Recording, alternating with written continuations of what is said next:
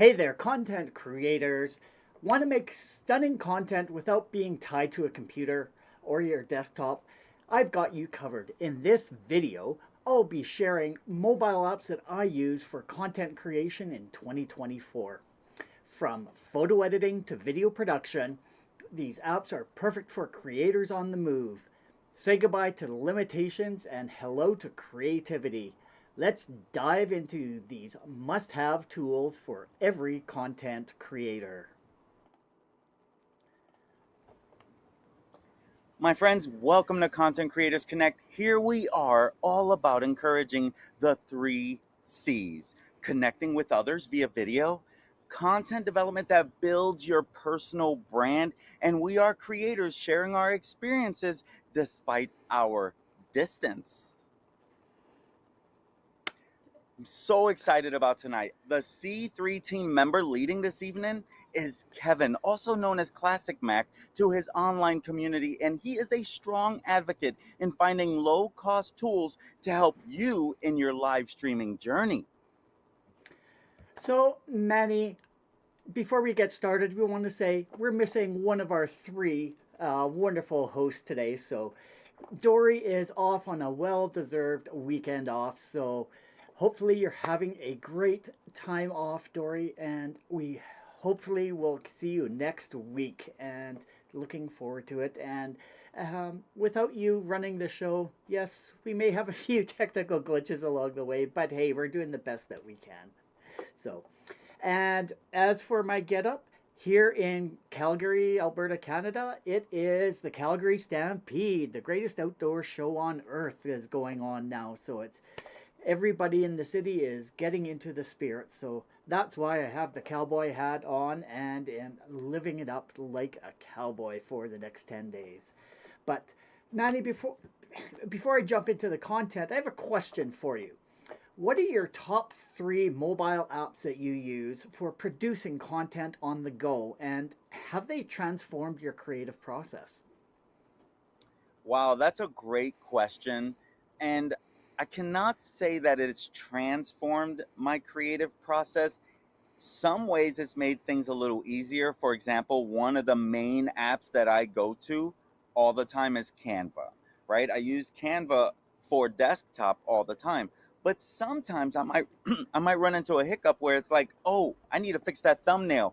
Oh, I messed up this, or I want to change the text, or this is not doing too well. That's where Canva comes in great, using it on the phone on the fly. And another app that I'm kind of looking into, so I cannot give it credit that I'm starting to use it, but it is a mobile app that a lot of people use for their little edits on shorts or short form content, is CapCut. I've been exploring that one a little more, which is a mobile app, or as you would say, mobile app. And so, that's where it's like it has transformed the creative process and making life a little bit easier when you run into those hiccups where it's like, oh, I need to fix this or I need to fix that. Sometimes I might use I don't even know that I really use any other mobile app without really thinking about it. Now, in all fairness, as you can probably tell, I recently went to an iPhone. So I know a lot of those apps have transferred over, but I'm still adjusting to the new phone. And so I don't, right now, the only one that I'm still using on this transfer over is definitely Canva. And so other apps like that I have used quite a bit in the past is Filmora Go. You see, Filmora is the first editing web browser that I started using, and because it was a little more easier than DaVinci Resolve, and so they also had a Filmora Go app which helped me edit videos on the go. So outside of that, there's none that I can really give so much credit to. But my friends, as you can tell, we got a great piece of content coming up from Kevin. So if this is the type of content that you'd like to see more of, please consider hitting the subscribe button and that notification bell. That way you do get notified whenever we go live. And I'm sure that, as you know, Kevin's going to help you save some money. So you're really going to want to get that pencil and paper ready, because I'm sure he's going to share some great value. Take it away, Kevin.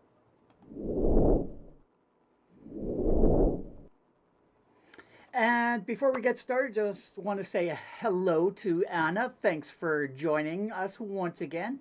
Love having you participating in our weekly streams here. And yeah, today is going to be a fun one because we're talking about mobile stuff.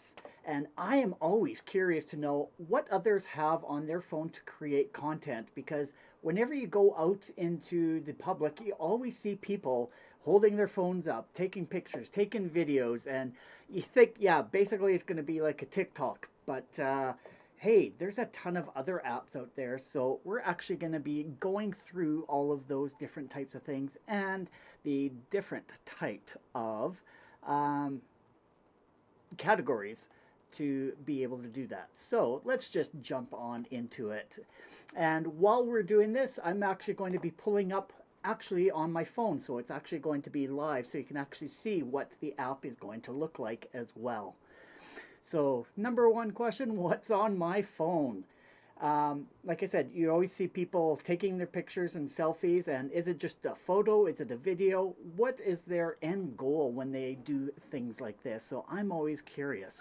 So today I'm breaking down the information into 4 different categories. So we're going to be looking at capturing the content, editing, posting, and the big one, storage, because you can't keep everything on your device all the time. So how do you get it from your device to somewhere where you can access it later if you need to? So let's start off with capturing content. When it comes to creating content, it basically can be summed into one of 3 categories: photo, video, or audio. So photos, people are taking pictures and they're going to be posting it on different types of platforms. Video, you can do short videos, you can do longer videos, and the longer ones, maybe you're just taking some B-roll that you're going to integrate into other videos as well. Maybe it's not just uploading right away. Maybe you're going to be using it later when you're at your desktop to do some editing, that sort of thing. And the last one, audio. Maybe you're actually doing a podcast out in the wild. Maybe you're meeting somebody out at a picnic, going outside, going and enjoying the outdoors, and maybe you're having a nature podcast and you're just wanting to talk. So we're going to talk about the different options for audio as well. So here is the fun part, editing. Tons of different apps up there. Exactly what Manny was saying was one of our go-to ones here at C3 is the Canva app. And I'm just going to pull mine up here just so I can share what it actually looks like here.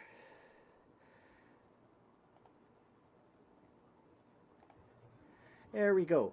So the mobile app, it's like you were saying, a lot of these were web-based that were basically created into apps. So everything is there to be able to create, and all the same tools are there based on the plan that you have. So absolutely 100% that's a go-to for us. And the next one, what I really like about this one is, and you're not really gonna, you're gonna wonder why I'm actually saying I actually enjoy this, but the next one was Snapchat. They have so many fun filters. So to be able to go in there and you can actually take a picture, take a video, and then post it on other pieces of social media. So you're creating your own content, but you're going to borrow it and use it elsewhere. So I like what Snapchat does for a ton of the other. Their creativity just keeps going on, and they're always getting feedback from sort of like the younger generation about different games and so forth. So just to have some fun with some of these other filters, you can always just do, like I said, just a little recording and have a bit of fun with this and just make people laugh.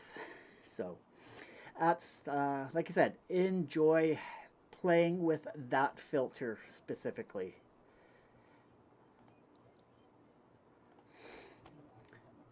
So yeah, Canva, go to. Snapchat is a ton of fun. And what's, I don't know if many people actually do use this, but Google Photos itself, they have done a lot of work over the years to create um, an editor within the Google app itself. So when you take a picture and you can actually edit it right then and there, you can change the filters to like a sepia or to different types of background colors and stuff like that. But you can also individually change the the saturation, the contrast. You can play with the coloration of all of that, and you can crop it and everything. So that's all built in within the Google Photos app. So for me personally, that is a go-to for me to be able to edit and create content for specifically for posts. Haven't done much with the video aspect of it, but for taking pictures, that's a go-to for me because I can go in, add text as well, and love that feature. And once again, it's the same as going through Google Photos on your browser as well. And those are the ones that I sort of use as a go-to uh, and use them quite frequently. The next column over, starting with Lightroom. I used to be a big Adobe user, but I haven't lately, just because I find everything that I need. Canva just keeps expanding and has so much going on in their world, and I love using their apps and their technology. So I haven't been back over to Lightroom for quite some time. And the other one I used to use quite a bit was Snapseed.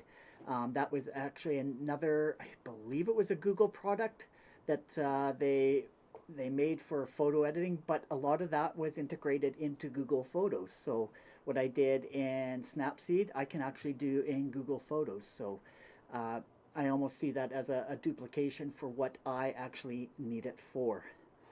And then the last one on that list under photo, PixArt. I used to use that a ton when I was just doing individual posts, and like I was doing daily posts on all different social media sites. So definitely had they had some templates that you could use and just insert your photos, and once again playing with the contrast, the brightness, and all those features of the picture. But once again, Google Photos now has that built in as part of the editing. So shifting on over to video now. Nope, back there. Canva, because they have a video section and have done a lot of work lately.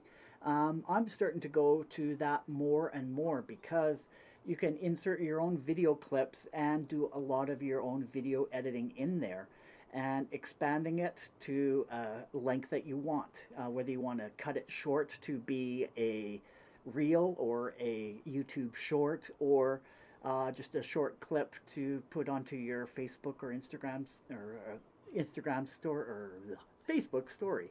Um, so yeah, I am using that more and more. Before that, I also used LumaFusion. That was one that was quite popular over a year ago, and I did use that quite a bit. And like you had mentioned, Manny, CapCut. I did sort of play with that for a little while, but found that I am more, I guess I'm more used to the Canva aspect of it. And because of mobile, it's not just my phone, but I also have an iPad. And to be able to use an iPad with Canva, it's very, very, very intuitive.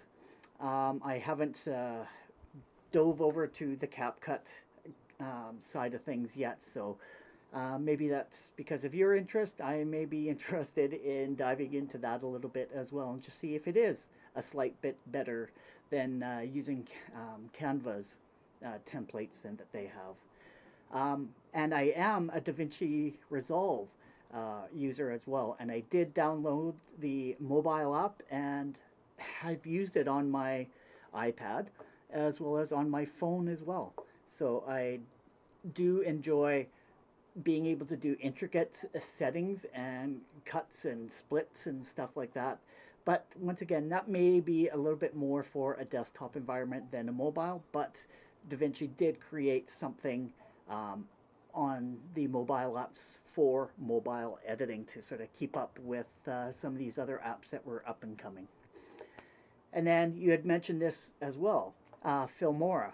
The Filmora Go, they actually have an app. And I remember way back in the day, I actually started with that before I switched over to DaVinci, switched over to Canva. So that is still available as an option out there as well. And then for audio, the phones and devices these days, they're just such good high quality.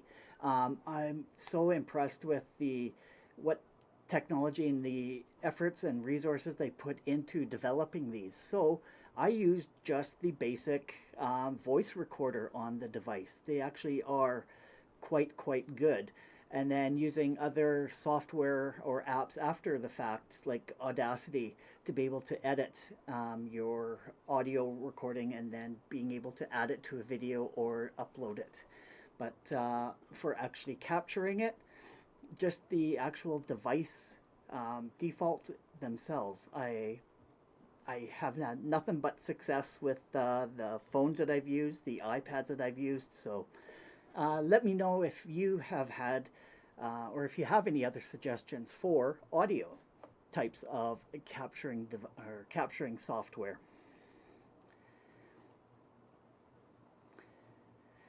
So now that you've actually captured and you've edited your software, now you have to think about, okay, where am I actually going to be putting these things? So now we're going to talk about different platforms. So there's the big four here, of course: Facebook, Instagram, Twitter, YouTube. And these are ones that I actually have installed on my device.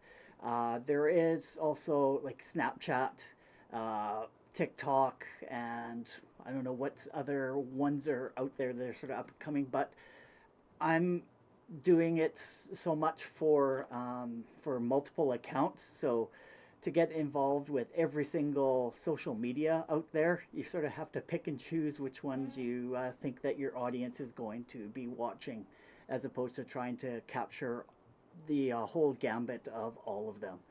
So yeah, I do daily posts on all of these platforms, but the next ones that are maybe not as intuitive.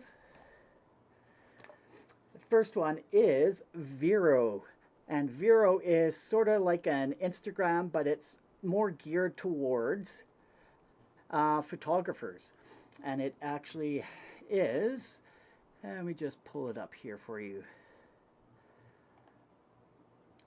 There we go. It's like I said, it's a lot more for photographers and professionals to sort of help each other. It's more of a photographer's community, as opposed to looking to make money from an algorithm or trying to be trendy and get viral videos. This is for appreciation of the photography art. So if this is something that you might be interested in, go ahead and check out Vero, and that's Vero. And it's a great app, and you can start making your network and follow people. It's very similar to Instagram, but like I said, it's giving you some maybe content creation ideas as well in terms of some good visuals. And then one I don't know how many people actually think of as a platform to post your social or to your content is LinkedIn. It's basically like your business Facebook page. to be able to reach out and network with other people that are sort of in the like mind. So if you have a business with cooking or baking online and doing shows like that, that's an ideal place to be able to post your content so that others that are into that niche as well can join you. So don't just rely on the Facebook or the Instagram or the Twitter. Um, Once you sort of get the right posts out there, the right tags, it's going to be brought up in people's feeds. So definitely is one to look into as well. And like I said, Snapchat, I just have enjoyed that mainly because of the filters. So I do chat with some family with that and have a lot of fun with that. But in terms of out to the actual community, I don't use it as much that way to post generic content. But just to have fun with friends and family is always an easy thing as well. And one other place is Discord. This is a great place to build a community. So you can actually have a server dedicated to your community and make up different channels that people can participate in. And once again, let's just switch on over to here. So here on the phone here, we have one of the many channels that I am monitoring and modding. So we have a whole channel here where you can go in and share different posts. And once again, it can be funny. It can no real rules on it. Nobody really monitoring other than you because you actually own the server. So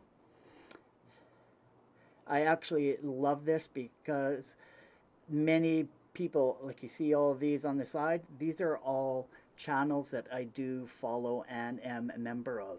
And you can be as active or as passive as you want to be. So, and if you look, C3 even has a server there as well. Unfortunately, we're not quite as active as some of these others, but hopefully someday we will be able to get there. All right. So now we've gone from platforms of where you actually are going to be posting this to what are you going to do once you're actually done posting this content. It's like you can't keep that on your phone or device forever, so you have to upload it somewhere or take it off your phone because you're going to run out of space. Even though phones these days, they keep getting larger and larger, you're not going to be able to keep everything on the device forever. And that's where a lot of these cloud services actually come in quite handy. One of the ones I go to all the time, Google Photos. Not only is it a great place to edit, it's a storage place as well. And every Google account comes with 15 gigs of storage, and you can choose to automatically save your photos in high quality or original quality. So I really enjoy that they don't actually scale down the pictures to make it fit. They keep the original quality of the pictures and videos that you take on your phone. Another thing similar to that, Amazon Photos. I'm not sure how many people know about this service. It's a free app to back up, share and organize your photos and videos. All Amazon Photo customers get 5 gigs of full resolution photo and video storage. Prime members have unlimited photo storage. So not sure if people were aware of that, and 5 gigs for video. So make sure you check the app description when you go and download it for the countries where this is applicable. Definitely in the US and Canada it is applicable, and that's where I do save a lot of my photos because I am a Prime member. So you have unlimited storage for all of your photos. So once you do create your content online on your mobile device, you can look at the settings and just have it automatically back up to Amazon Photos, and then you know it's always going to be there whenever you need it. And then iCloud. Everybody who has an Apple device, they have to create an Apple ID, and you're going to get some base amount of storage. And for me, I'm only paying $1.29 Canadian for each month for 50 gigs of space. So check your Apple account to see what the upgrade options are. For me, I see that I can go up to 200 gigabytes, 2 terabytes, 6 terabytes, or 12 terabytes. And that ranges in price from $3.99 all the way up to $79.99 per month. So take a look if that is something that you're looking at to get automatically backed up your photos and videos on your device. Another one, Microsoft's OneDrive. You get to sign up with a Microsoft account and you get 5 gigs for free. And if you upgrade to a Microsoft 365 subscription, you get up to 1 terabyte of storage space as well. So it's a great deal for backing and a great idea for backing up your content. And then the last one I have showing up there that I've used in the past, and I'm not using it as much anymore because of the other storage places, is Dropbox. And when you sign up for it, you get free 2 terabytes of space, which combined all of those different services, you have a ton of free storage just for signing up with some of these services. So perhaps this is something that you might be interested in taking a look at. So that is just sort of a nutshell of the different apps that are on my phone that I use for content creation. But I have a couple of bonus ones for you. First one being the Meta Business Suite. We all know Facebook is very big out there on the internet with all the different companies that they're acquiring and making them all work together. But for myself, I used to use Hootsuite for planning and scheduling all my social posts. But I found it sort of glitchy, and then when they went to a subscription model, I could not afford to pay for the features that I actually wanted to use. So I found that the platforms that I'm usually going to and my audience are usually Facebook and Instagram. And because Meta is responsible and has taken over both of those, I use the native planner tool within the Business Suite to to schedule my posts. And once again, it's available on mobile as well as on a web-based platform. So it's nothing that you have to install. It's something that is accessible. And I'm just going to pull that up here and show you what it actually looks like on the phone. Right. So here we are under one of my accounts that I run, so you can actually see all the different posts that are going on, and then you can switch it on over to other multiple accounts that you have. And then what I enjoy, all the tools that you have, and what I use mostly is the planner, where you can actually tap and once you've created your content, you can just upload and schedule it right there. So all you have to do is just tap and create, and whether you're going to do a new post, reel, story, or you can even create a new ad. So creating a post, and then whatever accounts that you want to post it in, and if it's all within that Facebook ecosystem, look, you can do all 3 if you have groups or like Instagram as well. So it's what you create one post and look, it posts into 3 locations, which I absolutely love because that definitely saves time.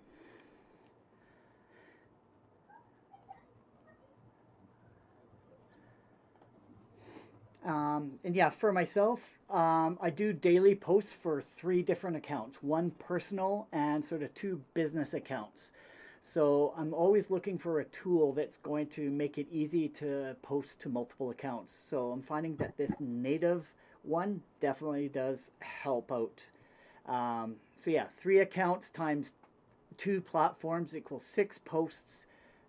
6 posts daily times 7 days a week, so 42 posts a week.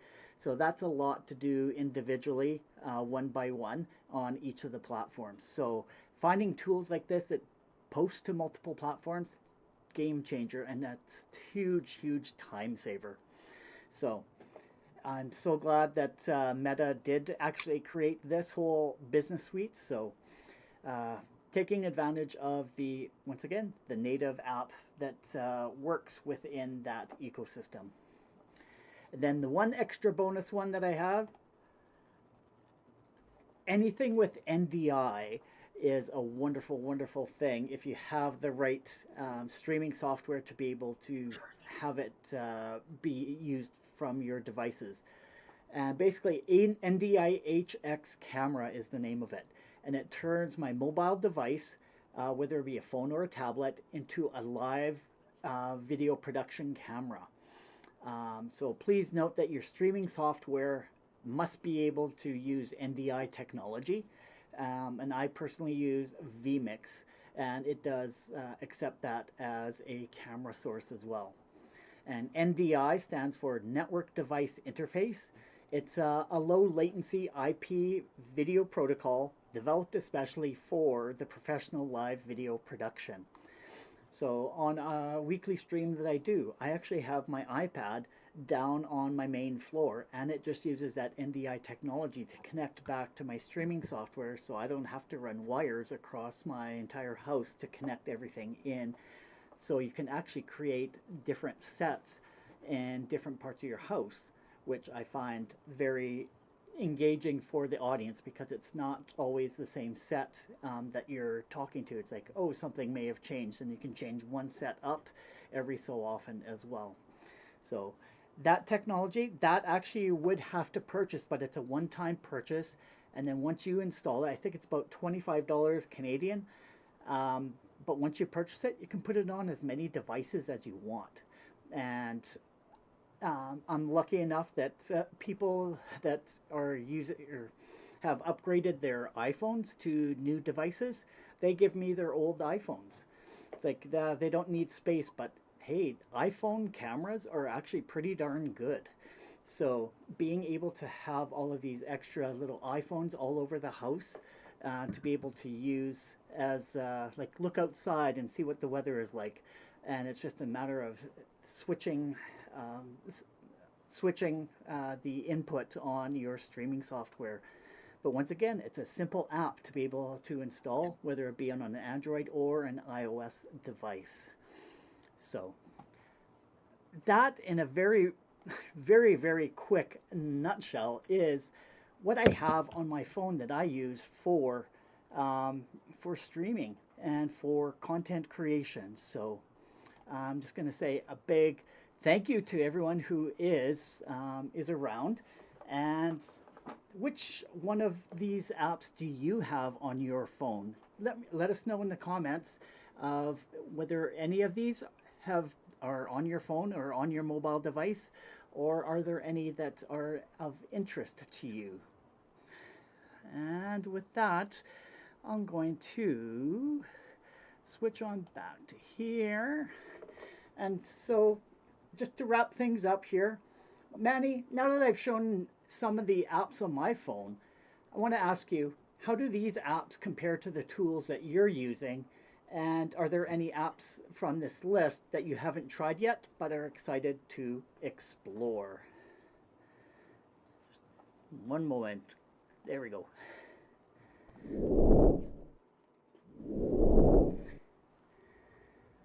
You actually shared a lot of them that I was like, okay, that's actually pretty good. I do have the OneDrive on my phone, but I don't know that I've ever opened it. So I don't know if that was just from iPhone, population. One of the ads that you kind of, or one of the apps you reminded me that I actually do use is, and I just downloaded it on my new phone this past week, was the Business Suite one. So that makes it easy to manage a lot of your content. But a few other apps that I also use, but more not for content creation, more managing my ads. I use Google Ads and Ads Manager, the Meta Ads Manager. So I do use that to help me manage my statistics, my analytics, things that see how things are performing, and I can still change it up from there. But where you did catch my attention, and I still won't jump on that one, but Snapchat. That was actually cool what you were doing there, and where you can easily, in the touch of a button, be on the screen and be unique. That's pretty cool when you think about creativity and creators being creative. So I thought that was a great one that you shared, and there was a lot of value on it. Another one that you shared, that I found was interesting, LinkedIn. Now, I've always had LinkedIn on my phone, and it is actually, you hit it right on the head.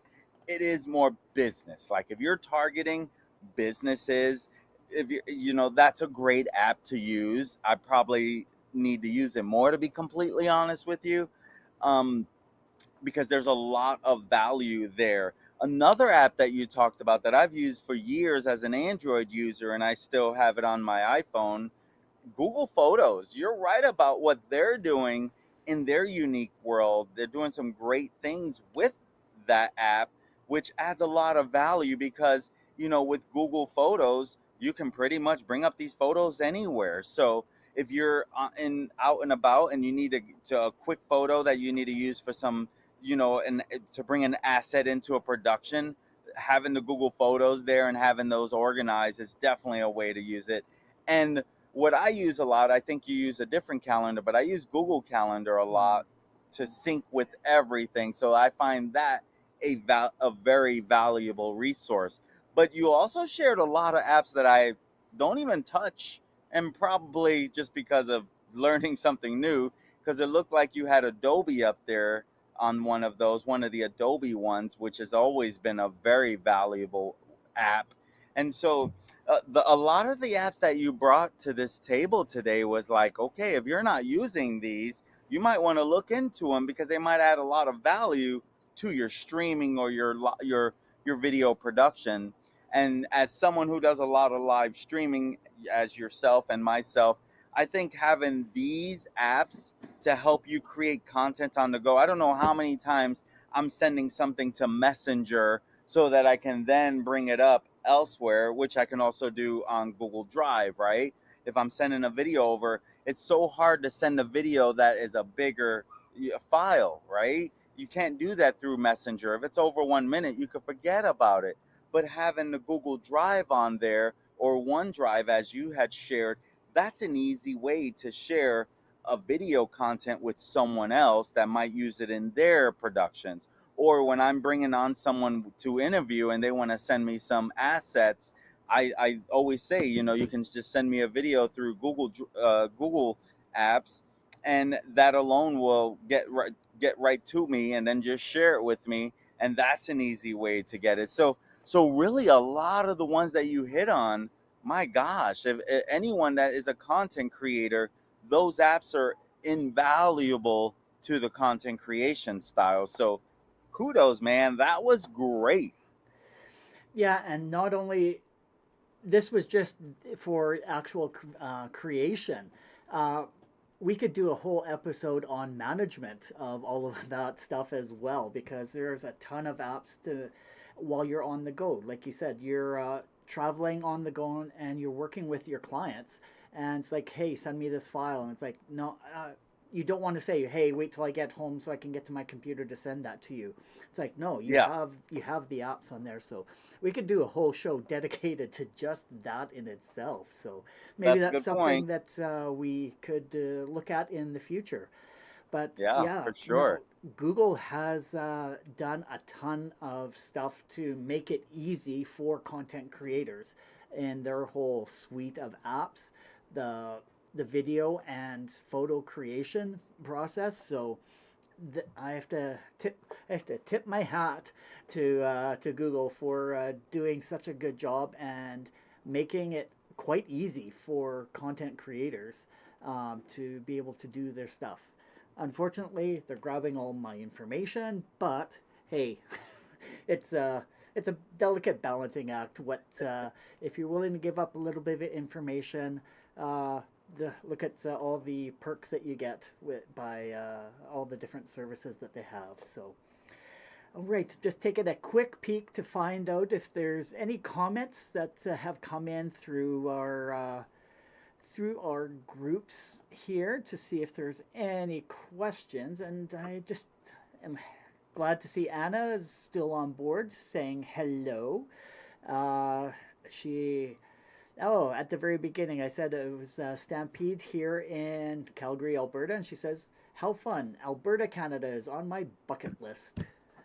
So, That's awesome. yeah, and someday, Manny, you and the family should come up to Calgary too, and I can give you a big tour of everything up here.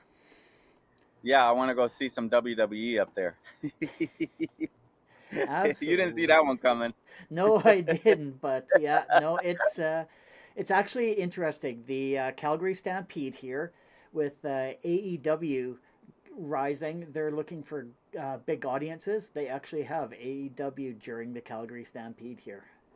That's awesome. Yeah, I was watching the event yesterday, and that's what made me think of it because they were in Alberta, I want to say, Yeah, and that's what made me think of you just being in Canada. And then, yeah, so I'm like, from what I understand, it's really not that crazy to get over there. You got to go from like one of the upper states, but you can get there easily.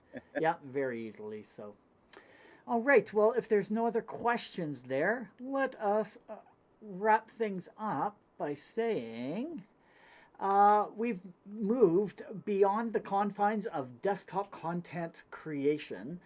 Uh, oh, how come this is cut off here? There we go. Make it a little bit wider so I can read it. We've moved beyond the confines of desktop content creation and embraced mobile creativity with the best 2024 apps on my personal phone. These apps bring powerful features and flexibility, enabling the production of stunning content from anywhere. We explored essential tools for photo editing, video production, storage, and social media platforms, ideal for creators on the move. The aim is not only to post on socials, but to create content that truly engages your audience. And to learn how to engage your audience, I'm going to put a link in the description or in the comments below after the stream. When Manny did a show on May the 5th of this year about 3 effective ways to engage your audience on social media. So I'll put the link in the description after we're done here so that we can get you a link to that show. And with that, where are we going here? Okay, we need Dory back because she does this a whole lot smoother than what we're doing.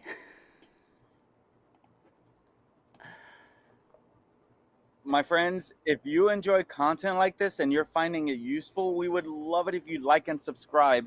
And sharing our content is also a great way to spread the love. And you can visit our website for all the information on all the ways that you can connect with us at linktree/content creators connect. We are on YouTube, Facebook, and X. And be sure to drop into the comments below and let us know what kind of content that you'd like to see us create in the future. Between 3 of us, one of us would be more than glad to share that content. And again, thanks for joining Content Creators Connect, aka C3, tonight, as Kevin discussed the mobile apps he has on his phone for content creation. We will return next Sunday at 8 p.m. Eastern Standard Time, where I will be sharing with you 3 main videos that you should be doing all within 60 to 90 seconds to help you kick off your Facebook ads campaign so that you can actually get some value from the money you're spending with Facebook to get your product or your service or your brand out there even a little further. We will be multicasting live to YouTube, Facebook, and X. So be sure to join us. Until then, we urge you to identify and lean into your 3 C's. Start today creating unique content that builds connections and breaks down those barriers. See you next week. Bye-bye. Bye.